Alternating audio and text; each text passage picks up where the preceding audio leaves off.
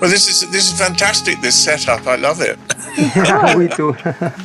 Thank you, Vikas. So the general idea is for us to try to start with you something regular, where we are going to have a relation with a different kind of part of the world, trying to get the AVI more into the loop of Auroville and vice versa. So today we try to do something. It's something that we improvise. We don't have a real.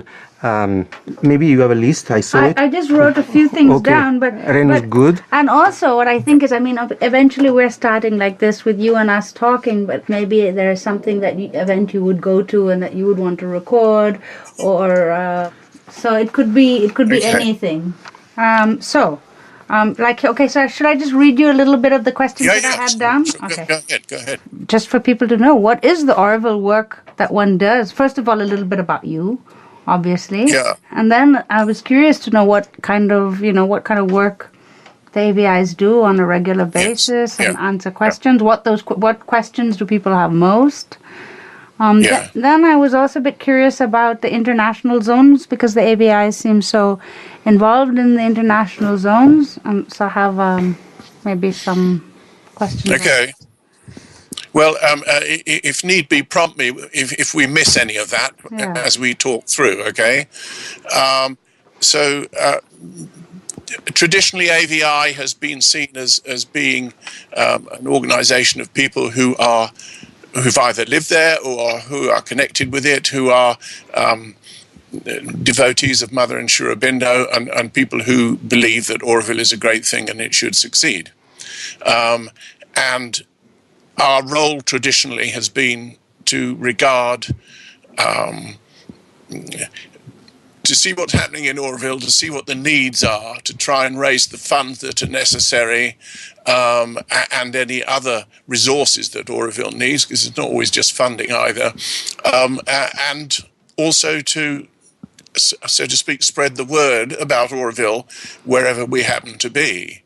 The second part of that is for me always a bit of a difficulty, because generally there's a sort of incomprehension, which is curious, because deep down people feel the need without ever really having thought about it and expressed it, but they do feel the need for something that Auroville represents in the world, and so if you can actually reach that point, that's fine. If not, it's just blah blah blah, and what matters is to live Auroville and not to talk about it.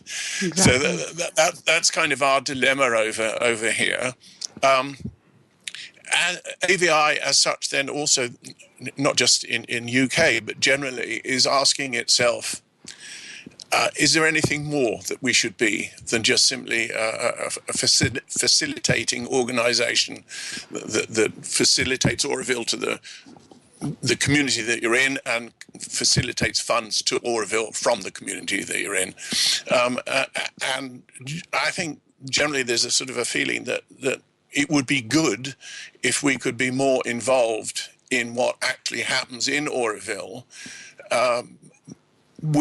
in a way that brings positive energy. One of the things that if you go regularly to Auroville that you experience, in my case, because I lived there for 10 years, of course, is the extent to which people get burnt out by the process of living in Auroville, and people of great talent and with a passion in their hearts kind of retire and become content just to do their own personal sadhana, and possibly live a life of comfort if they've forgotten about their personal sadhana. But they've kind of burnt their bridges. They can't go back out to where they came from. They haven't got the financial means, etc., like that.